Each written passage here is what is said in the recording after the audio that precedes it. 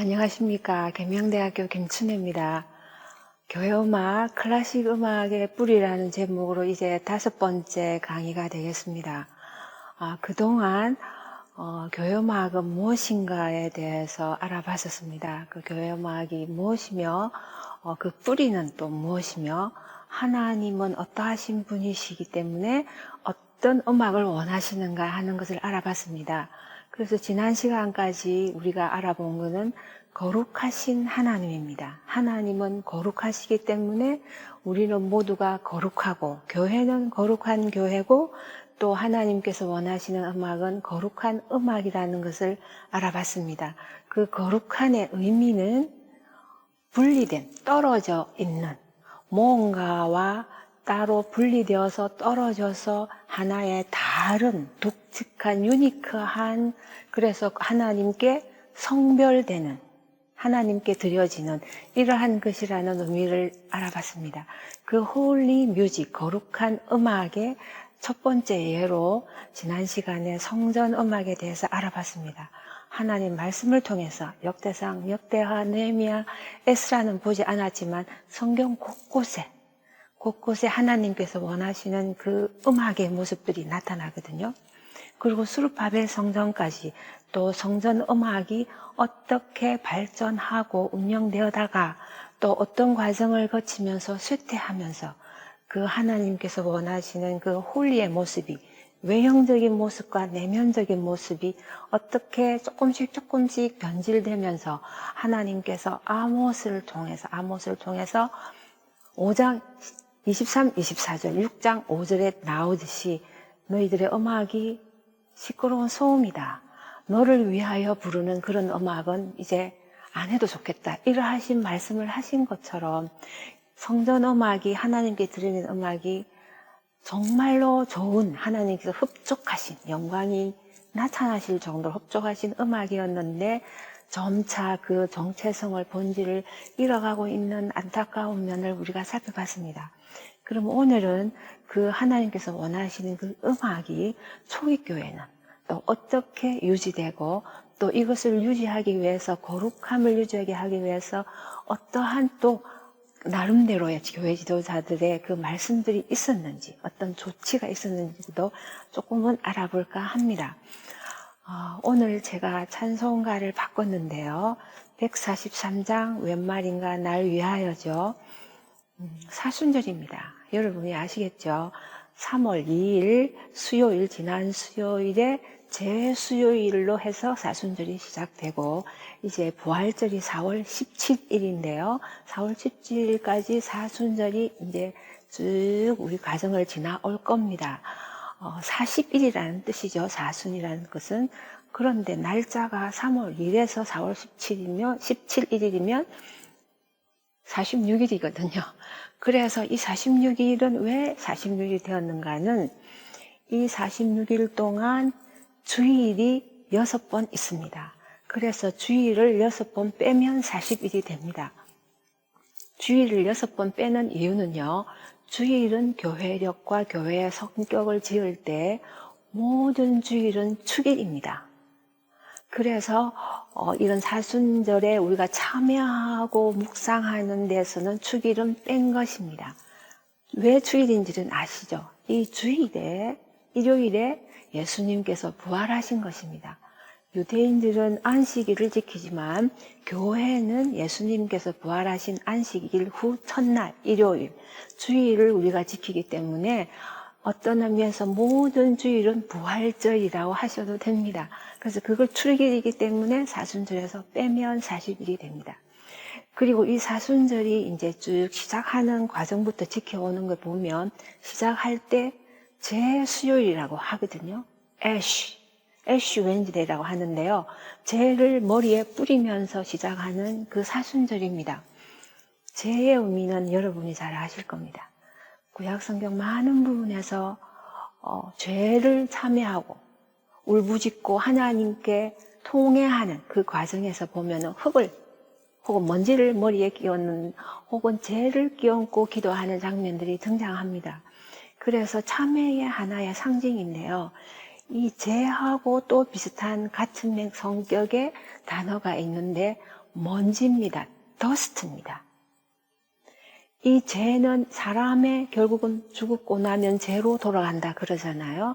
그래서 먼지가 성경에 나오는데요. 창세기 2장 7절입니다. 하나님께서 우리 인간을 만드실 때 흙으로 사람을 빚으사 이렇게 나오는데요. 그 흙이 영어 성경에 킹 제임스, NIV 그리고 NLT 다 세 성경에 모두 다 뭐라 써 있냐면 dust of the ground, 땅의 먼지를 가지고 사람을 만들었다 이렇게 되어 있습니다. 그래서 우리는 일반적으로 흙이라 하지만 사실은 먼지라는 것이죠. 그래서 성경에 보면 우리는 먼지와 같고 이런 구절들이 나오지 않습니까? 그래서 제 수요일에 저는 한 5번을 그러니까 5년을 제 수요일을 이렇게 예배를 반주를 해 봤었는데요. 모든 성도님들이 제 수요일 예배 때 앞으로 나갑니다. 나가면 신부님께서 미리 준비하신 재를 가지고 이마에 이렇게 십자가를 그어 주십니다. 이마에 하나님께 성결, 여호와께 성결이라는 Holiness to the Lord라는 것 대신에 십자가를 죄로 이렇게 그어 주시는 것이죠. 그러면서 하시는 말씀이 dust to dust, 먼지에서 왔으니 먼지로 돌아갈 것이다. 너희는 혹은 너는 인간은 먼지에서 시작해서 먼지로 돌아간다.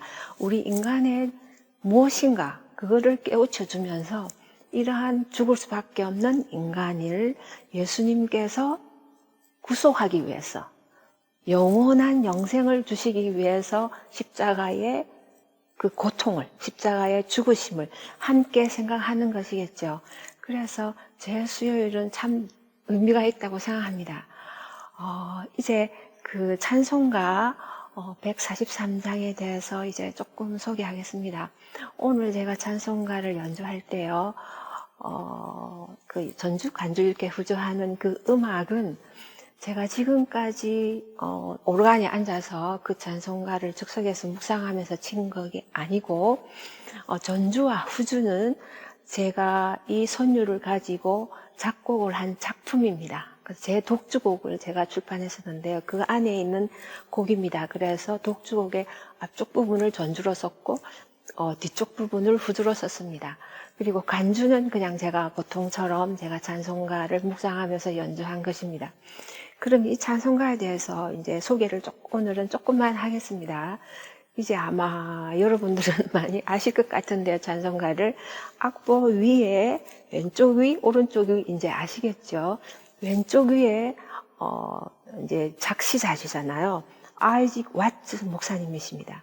이분은 굉장히 중요한 분이기 때문에 다음 시간에 좀 더 자세하게 말씀을 드리겠습니다. 영국 교회에 영국 국교가 아니고요. 성공회가 아닌 비국교도, 그러니까 이분이 속해 있던 교회는 Congregational Church인데요. 조합교회 혹은 회중교회라고 합니다. 그 교회 목사님이셨습니다. 그 다음에 튜온에 대해서, 곡조에 대해서요. 오른쪽 위에 보시면 곡조명이 있죠. 마르타 장암이라는 뜻은 순교라는 뜻인데요. 이 선율의 이름은 스코틀랜드 18세기 스코틀랜드 민요에서 나온 선율이라고 합니다. 곡조가. 이 곡조를 찬송가에 보면 휴 윌슨이라는 분이 1800년에 이제 민요 선율을 찬송곡조로 따왔고요. 그 다음에 로버트 스미스라는 분이 1825년, 그 윌슨이라는 분이 1824년에 돌아가셨는데요. 25년에 다시 편곡을 하시고 그리고 화승을 입혔습니다. 그래서 무슨 차이냐 하면 휴 윌슨이 하신 것은 선율을 따올 때 2박자로 따왔습니다. 4분의 2박으로. 예를 들면 웬 말인가 날 위하여 이렇게 되겠죠. 하나 둘 하나 둘. 그런데 이것을 스미스라는 분이 3박으로 지금의 여러분이 부르시는 거죠. 웬 말인가 날 위 이렇게 해서 하나 둘 셋 하나 둘 셋 되는 그러면서 화성을 붙였다고 합니다. 찬송곡조에 대해서는 이제 많이 이제 이해가 되셨을 것 같고요. 운율 8686 보이시죠? 똑같은 그 운율입니다. 지난 시간에 다 와서 찬송하세요 하는 그 131장과 같은 8686인데요. 그만큼 이거는 시편만 이렇게 쓰인 건 아니고요. 그 이후에 창작 찬송가, 많은 찬송가도 이 8686으로 굉장히 운율을 많이 썼었습니다. 그래서 보통 운율, 커먼 미터라는 게 이제 나온 것이죠. 그래서 이 운율을 가지고 쉬운 리듬의 찬송가를 만들므로 해서 많은 성도님들이 훨씬 더 편리하게 쉽게 찬송가를 부를 수 있게 했던 것입니다. 8686 보통 운율 이거를 오늘 조금 더 말씀을 드렸고요. 이제 그러면 잠시 간주 들으시고 강의 이어서 하겠습니다.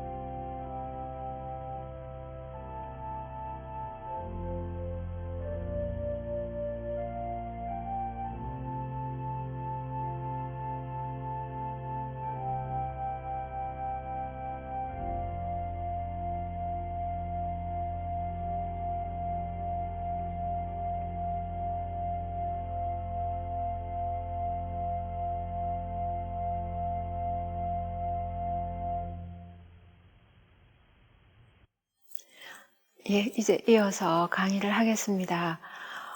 지금까지 그 하나님께서 원하시는 그 음악 알아보는 그 모든 성경은 구약 성경이었습니다. 이제 초기 교회로 넘어가기 위해서 신약 성경으로 들어가겠습니다. 신약 성경에는 그 하나님께서 그 홀리라는 그 거룩하신 이라는 그 하나님이 여전히 신약 성경에도 많이 그 하나님 원하시는 홀리가 등장하는데요. 지난 시간에 하나님의 새로운 그 존칭에서 홀리 원 오브 이스라엘이라고 했던 이스라엘의 거룩하신 분이 말씀하시다 할 때 그 용어를 말씀드렸는데요. 홀리 원이라는 이 단어가 신약 성경에도 또 등장합니다. 이때는 예수님을 칭합니다. Holy One of God라서 하나님의 거룩하신 분, 하나님의 거룩하신 이라는 분을 예수님을 이렇게 존칭으로 이렇게 하고 있습니다. 이것이 마가복음, 누가복음, 사도행전에 나오는데요. 여전히 하나님께서는 또 예수님을 통해서 그 홀리의 그 정체성을 보여주시면서 또 우리들에게, 성도들에게 홀리해야 함을, 또 우리가 하는 것들이 홀리해야 함을 원하시는 것 같습니다. 많이 나타나는 그 홀리 구절 중에서요, 두 개만 일단은 알아보겠습니다. 처음에 있는 것이 바로 홀리 콜링입니다. 우리와 연관된 것인데요. 물론 이건 디모데후서에 나오기는 하는데 이제 직분을 받은 사람 이렇게 해당되는 거긴 하지만 그러나 우리 모두가 성도들이 하나님으로부터 부르심을 받았잖아요. 만약에 직분을 받은 것이라 하면 혹은 음악을 하는 사람이라고 얘기를 하더라도 레위 지파라는 혈통으로 부르심을 받은 분리된 건 아니지만 이 세상의 무엇과라도 분리되어서 하나님께로부터 부르심을 받아서 하나님께 속한 거룩한 우리가 되었잖아요. 그런 면에서 이런 홀리 콜링, 거룩한 부르심, 소명이라 해도 좋고요. 이런 용어가 굉장히 요즘 제 생각에 많이 사용하는 용어 중에는 한데 하나님의 거룩하심과 연결된 그 구절이라고 하겠습니다. 그리고 또 하나 아마 잘 아실 것 같은데요. 로마서 12장 1절에 나타나는 겁니다. 거룩한 산 제사를 드리라. 이렇게 말씀하시거든요. Living sacrifice. 그런데 holy, 거룩하고 또 받을 만한 산 제사를 드리라. 이렇게 성경 말씀에 있는데요. 성전에서 제사는 동물을 바치는 거였잖아요. 물론 이제 사람을 대신해서 동물이 죽는 거였지만 이제는 좀 더 영적으로 깊어지고 그 의미가 심오해지는 것이죠. 단순히 동물을 바쳐서 되는 게 아니고 하나님께 온전한 제사, 온전한 예배는 우리의 모든 것, 우리의 삶, 물론 생명을 포함하는 우리의 모든 것을 통해서 하나님께 바쳐지는 것이다. 제사에 해당되는 그런 단어를 쓰고 있거든요. 그때 홀리라고 말했습니다.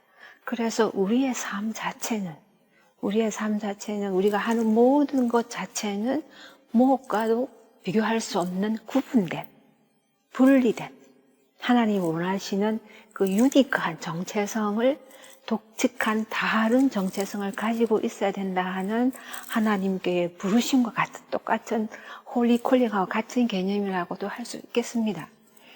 그러면 성전을 한번 다시 보겠습니다. 이렇게 성경에 이렇게 홀리에 대한 게 있고요. 수룹바벨 성전 이후에 예수님 당시에도 성전이 있었습니다. 헤롯 성전입니다. 헤롯은 이스라엘 족속이 아닙니다. 야곱의 후손이 아닙니다. 헤롯은 야곱의 형인 에서의 후손입니다. 에돔 사람입니다. 이 사람이 이제 로마와 이렇게 좋은 관계를 유지하면서 이스라엘의 유다의 그 왕으로 오면서 이스라엘 사람들의 환심을 사기 위해서 그 성전을 그동안 수룹바벨 성전이 많이 안 좋아진 것을 다시 개축하고 멋있게 다시 지었었습니다. 오랜 그 기간을 더 지었는데요. 예수님 당시에 있었던 성전입니다. 하지만 그 성전에 여러 가지 잘못된 것을 예수님께서는 지적하셨죠. 분노하셨죠. 그러시면서 이 성전을 말씀하시기를 돌 하나 위에 남겨지지 않고 무너질 것이다 하셨던 대로 70년 타이투스가 와서 예루살렘 성전을 다 회파시키잖아요. 그때 겨우 남은 예루살렘 성전의 한쪽 성벽, 지금의 통곡의 벽이라고 하는 게 지금 남아있는데요. 이런 성전이었습니다. 그렇지만 예수님 이제 살아계실 때 행적을 다룬 사복음서에서는 예루살렘 성전의 그 헤롯 성전의 음악에 대해서는 없습니다. 아마 그 기록을 다 할 수가 없는 상황이었을 수도 있고요. 그 사복음서에 생각하면. 그리고 관심이 그렇게 많이 있었던 것 같지는 않습니다. 오히려 다른 게 있습니다. 회당입니다. 물론 예수님께서는 회당에서 또 어떤 찬양했다 그런 기술은 없지만 회당에 가셔서 말씀을 전하셨거든요. 이 회당은 아시겠지만 바벨론 포로, 유다 사람들이 이스라엘 사람 바벨론 포로로 갔을 때 예루살렘 성전을 갈 수도 없고 예배 드릴 수도 없을 때 이스라엘 사람들이 각 지역마다 자기들끼리 모여서 하나님을 기억하고 하나님 말씀을 듣고 또 그러면서 교육도 하던 조그만한 한 커뮤니티 센터처럼 작은 그 장소였습니다.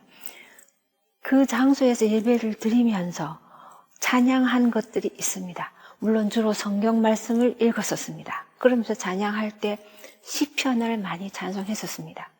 이 회당 음악인데요. 이 회당 음악이 초기 교회 음악과 훨씬 더 가깝습니다. 성전 음악보다도 초기 교회 음악 영향을 더 직접적으로 연결되는 것은 회당 음악인데요. 성전 음악은 레위 지파 택함을 받은 그 가게 안에 또 음악하는 가게 풀타임 남자 성악 그 다음에 기악 다 있죠. 전임 아까 말씀드린 풀타임이잖아요. 근데 회당인 경우는 레위 지파처럼 선택받은 사람도 없고 전임도 없고 그런데 또 다른 것은 성악만 있었습니다. 기악은 없었습니다. 무반주입니다. 아카펠라입니다. 그렇지만 합창은 아닙니다. 성가대가 없기 때문에 아카펠라로 유니슨으로 전부 다 재창을 했던. 그러나 선창자는 있었다고 전해집니다. 한 분이 이렇게 선창하시면 같이 하고, 교대로, 시편은 교대로 많이 하니까요. 교대로 할 수도 있고, 쭉 같이 하더라도 이렇게 아카펠라로 쭉 유니선으로 이제 찬양을 했던 그 음악이었는데요. 성전 음악과 이 초기교회 음악의 제일 큰 차이가 무엇이냐 하면, 성전 음악은 대신했던 음악입니다. 이스라엘 백성 모두가 함께하는 음악은 아니었습니다. 성가대 따로 있고 전문 음악인 따로 있고, 이스라엘 백성들은 그냥 밖에서 감사합니다, 뭐 아멘 이 정도는 화답은 했겠지만 직접 참여하는 찬송은 없었습니다. 그런데 회당 음악은 모두가 다 함께, 평신도 중심이라고 할 수 있습니다. 모두가 다 함께 찬양을 하는 것입니다. 이것이 바로 초기 교회와 바로 연결되는 것입니다. 그래서 우리 지금의 기독교가 성전 음악의 모습을 가지고도 있어야 하지만, 회당 음악에 그 다 함께 한다는, 제가 말씀드린 그 회중 찬송가에 말씀을 드렸는데요. 다 함께 한다는 에클레시아 교회의 그 본질, 모든 것을 생각하면은 회당 음악이 훨씬 더 적합할 수도 있고 더 연결이 된다고 할 수 있겠습니다. 그러면 성경에서 예수님께서 찬양을 하신 부분이 있느냐는 것이죠. 있습니다. 한 군데가 있는데요.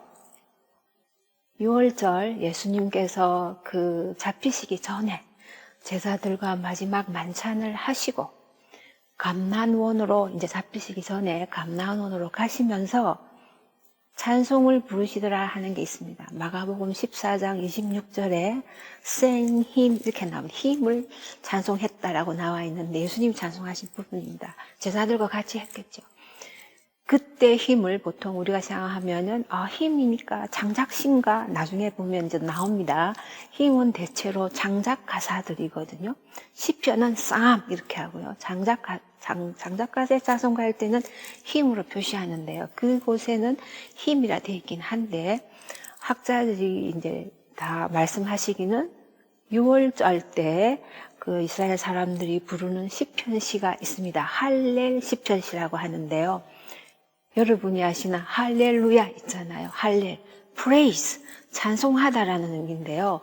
6월절 때 부르는 할렐 찬양 시편 113편부터 118편입니다. 이 6편이 있는데요. 그 음식을 드시기 전에 113에서 114 정도 하시고, 밀 후에, 음식을 드시는 후에는 115편부터 뒤에 이제 시편을 부르셨다고 합니다. 그래서 예수님께서 시편을 찬양하셨다. 그 기록으로 그나마 예수님 찬양의 기록이 있고요. 그러면서 초기 기독교와 바로 연결되는 찬양의 형태가 있어서 여기까지 소개를 하겠습니다. 에베소서 5장 19절과 20절, 그리고 골로새서 3장 16절에 보면은 이 두 성경 구절이 거의 동일합니다. 뭐냐면 시와 찬미와 신령한 노래라는 것입니다. 이 세 가지 형태의 찬송가가 있는데요. 이 찬송은 초기 기독교에 바로 그렇게 나타납니다. 시는 아까 말씀드린 대로 시편은 싸움을 보통 이렇게 의미했었습니다. 찬미, 힘이라고 하는데요. 이거는 대체로 시편 이외에 성경에 있는 그 캔티클이라고 송가라고 있습니다.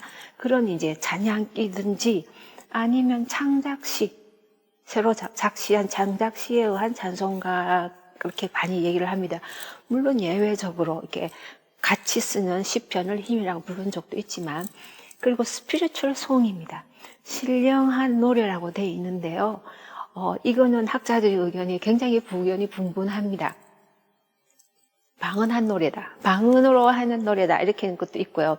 그렇지만 대체로 동의하는 것은 앞에 나온 시편과 힘은 회중 찬송가입니다. 같이 불렀던 찬송가였습니다. 스피리추얼 송은 대체로 독창일 가능성이 높습니다. 그리고 굉장히 영적일 뿐만 아니라 장식적이고 자유롭고, 그 장식적이고 자유롭고 조금 더 예술적이고 이렇게 뛰어난 곡이라면은 대체로 혼자 부르잖아요. 다 같이 부르기 힘들 수도 있는. 그래서 조금 더 개인적이고 고백적인 그래서 신앙적인 훨씬 그런 깊은 쪽에서 다 같이 부르는 것보다는 개인적인 그런 표현이 담긴 노래를 그래서 스피리추얼송, 신령한 노래, 방언 노래라 할 만큼 그러한 노래였다고 합니다. 이것이 초기교회와 바로 연결됩니다. 그래서 오늘은 초기교회 더 직접적으로는 못 들어가지만 초기교회 시작을 얘기를 할 수는 있습니다. 이런 찬송의 모습이 하나님께서 결국은 허락하신 세계의 찬송의 모습이 나타났고요. 기약은 없었었습니다. 그런 기약이 없었던 이유는 여러 가지가 있습니다. 물론 회당의 전통에 이어서 기약이 없었던 것도 있고 초기 교회는 또 여러 가지 여러분이 아시겠지만 박해도 있고 여러 가지 이유가 있습니다. 그리고 당시 금욕주의적인 상황도 있고 그래서 기약은 없는데요. 중요한 아까 말씀드린 초기 교회에는 다 함께 찬양을 했더라. 물론 솔로도 있을 수 있지만 다 평신도 중심으로 같이 예배를 드렸더라. 성전 예배에서 없었던 굉장히 중요한 귀중한 모습이죠. 이제 다음 시간에 초기 교회에 다 함께 불렀던 찬송가 어떻게 불렀으며 그 다음에 기약은 왜 없었으며 기약이 혹시 있었다면 어떤 악기가 있을까 등 해서 하나님께서 원하시는 그런 찬송의 그 맥이 초기교회 핍박받을 때, 그 다음에 해방 혹은 자유 종교가 됐을 때 이후의 찬송가를 쭉 살펴보면서 교회 음악의 그 거룩함의 맥을 한번 따라가 보겠습니다. 오늘 강의 여기서 마치겠습니다. 고맙습니다.